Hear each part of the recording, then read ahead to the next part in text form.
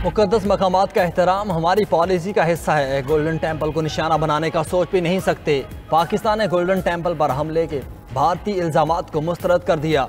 पाकिस्तान ने भारतीय फौजी अफसर के बयान को बेबुनियाद करार दे दिया।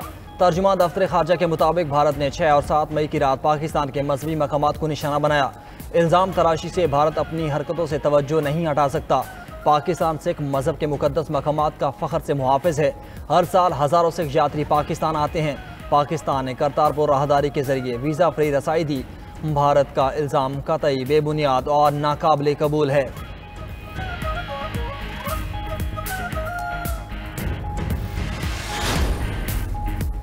नायब वज़ीर आज़म इसहाक डार की चीन के बैनुल अक़वामी महकमे के वज़ीर लियो जियानचाओ से मुलाकात।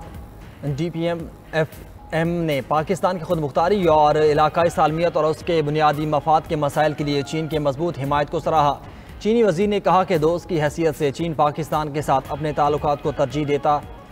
दोनों रहनुमाओं का पाकिस्तान के सियासी जमातों और CPC के दरमियान रवाबित को मज़ीद गहरा करने पर भी इत्तेफाक।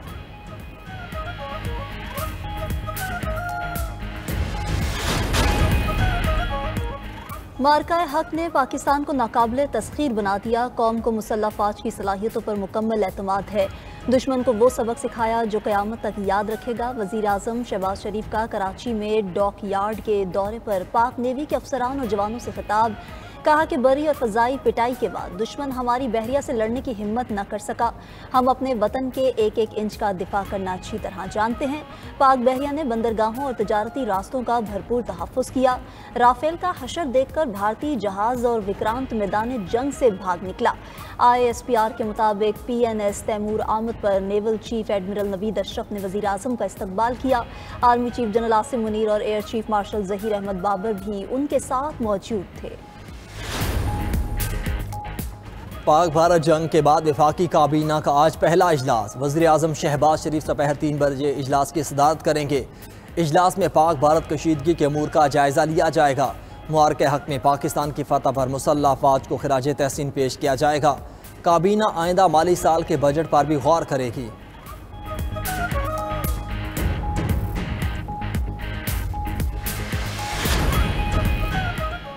मुल्क में शदीद गर्मी और हीट वेव की लहर मजीद 4 रोज़ रहेगी। महकमा मौसमियात ने खबरदार कर दिया। आज से 24 मई तक जनूबी पंजाब, सिंध और बलोचिस्तान में दर्जा हरारत मामूल से 4 से 6 डिग्री ज़्यादा रहेगा।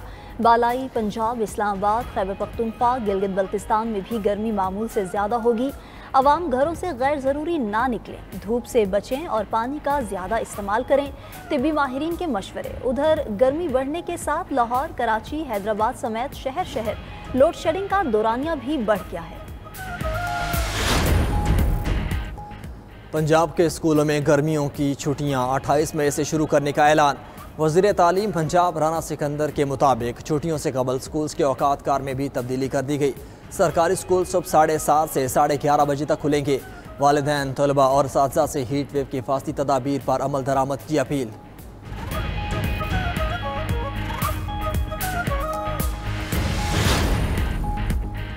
वज़ीर आला पंजाब से बरतानवी हाई कमिश्नर जेन मेरियट की मुलाकात। दो तरफ़ा ताउन, तालीम, सरमायाकारी और माहौलियाती तहफ़्फ़ुज़ में शराकत दारी के फ़रोग़ पर तबादला ख्याल।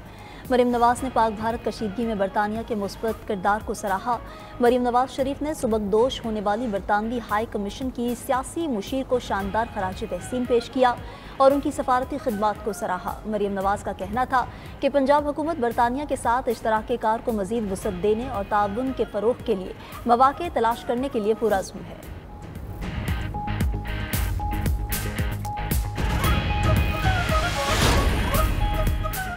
वफाकी वज़ीर एहसन इकबाल से वज़ीर आला बलोचिस्तान मीर सरफराज बुगटी की मुलाकात। आइंदा माली साल के तरक्याती मनसूबों की तश्कील और अमल दरामद पर गौर।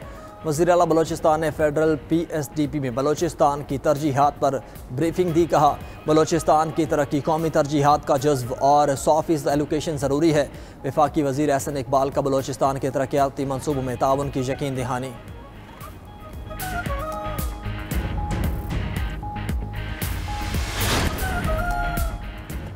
हुकूमत मुआरके हक के दौरान 92 न्यूज़ की नशरियात की मोतरे। वफाकी वज़ीर इत्तलात अताउल्लाह तारड़ का 92 न्यूज़ इस्लामाबाद ऑफिस का दौरा। मुआरके हक के दौरान शानदार कवरेज पर 92 न्यूज़ को खिराज तहसीन पेश किया।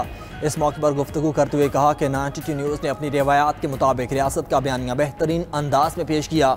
92 न्यूज़ ने हक़ाइक़ पर मबनी रिपोर्टिंग की जो कौमी वफाद के मुताबिक थी। मुबारक हक़ के दौरान 92 न्यूज़ ने मिसाली खिदमात सर अंजाम दी। तमाम स्टाफ की खिदमात को खिराज तहसीन पेश करने आया हूँ। सुप्रीम कोर्ट में 9 मई मुकदमा यकजा करने की फवाद चौधरी की दरख्वास्त। अदालत ने लाहौर हाई कोर्ट का फैसला कलअदम करार देते हुए मामला वापस हाई कोर्ट को भिजवा दिया। जस्टिस हाशिम काकड़ ने रिमार्क्स दिए कि लाहौर हाई कोर्ट ने दरख्वास्त गुजार की रिट मुस्तरद करने की वजूहात नहीं दी। अदालत मामले पर दोबारा समाअत करके स्पैकिंग ऑर्डर पास करे।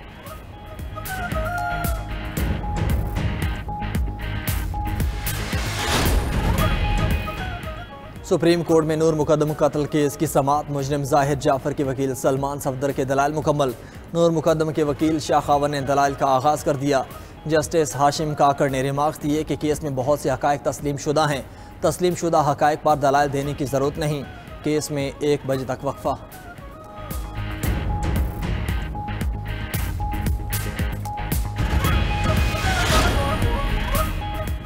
सिंध हाई कोर्ट में खजी ग्राउंड में तजावुज़ात के खिलाफ दरख्वास्त पर समाअत। अदालत ने आइंदा समाअत पर मेयर कराची को ज़ाती हैसियत में तलब कर लिया। KMC की जवाब के लिए मोहलत की इस्तदा। TMC नाज़माबाद ने अमल दरामद रिपोर्ट जमा करवा दी।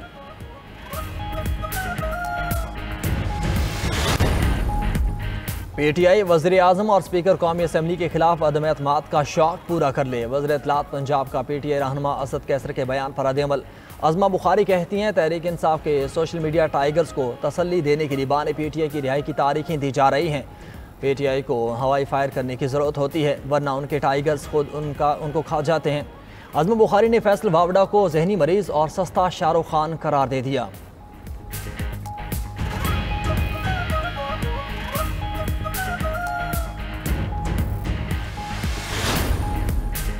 जजेस ट्रांसफर और सीनियरिटी का केस। सुप्रीम कोर्ट के आईनी बेंच में समाअत। वकील हामिद खान के दलाइल मुकम्मल। कहा जजेस ट्रांसफर के अमल में चीफ जस्टिस ऑफ पाकिस्तान ने बामानी मुशावरत ही नहीं की। असल मकसद जस्टिस सरफराज डोगर को लाना था। बाकी 2 जजेस का ट्रांसफर तो महज दिखावे के लिए किया गया। जस्टिस नईम अख्तर अफगान ने कहा कि जजेस ट्रांसफर के अमल में मुशावरत नहीं बल्कि रजामंदी लेने की बात की गई। वकील बाने PTI इदरीस अशरफ ने कहा कि जजेस ट्रांसफर के मियाद का नोटिफिकेशन में जिक्र नहीं। जजेस के माबैन अलग अलग बर्ताव नहीं किया जा सकता। जस्टिस मोहम्मद अली मजहर ने कहा आप ये कहना चाहते हैं कि जजेस ट्रांसफर के अमल में आर्टिकल 25 को सामने रखा जाए। केस की समाअत कल 9:30 बजे तक मुलतवी।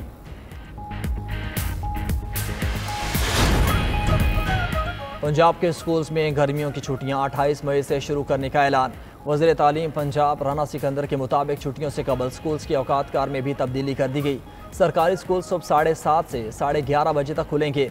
वालिदैन, तलबा और साथीज़ा हीट वेव की हिफाजती तदाबीर पर अमल दरामद को यकीनी बनाएं।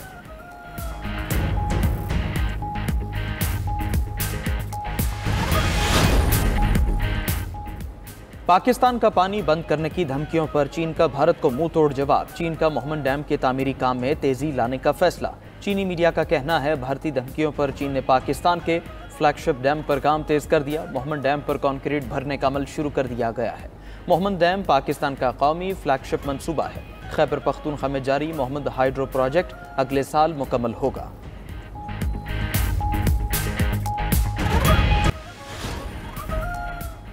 अमरीकी सदर डोनाल्ड ट्रंप ने टेक इन डाउन एक्ट पर दस्तखत कर दिए। कहा बगैर रजामंदी के निजी मनासिर और AI से बनाई गई जाली वीडियोस का फैलाव जुर्म होगा।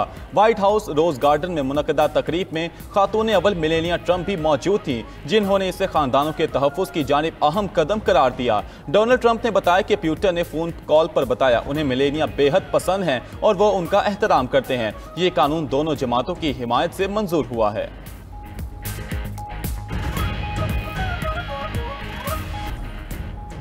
इसराइल ने गजा पर फजाई हमले तेज कर दिए।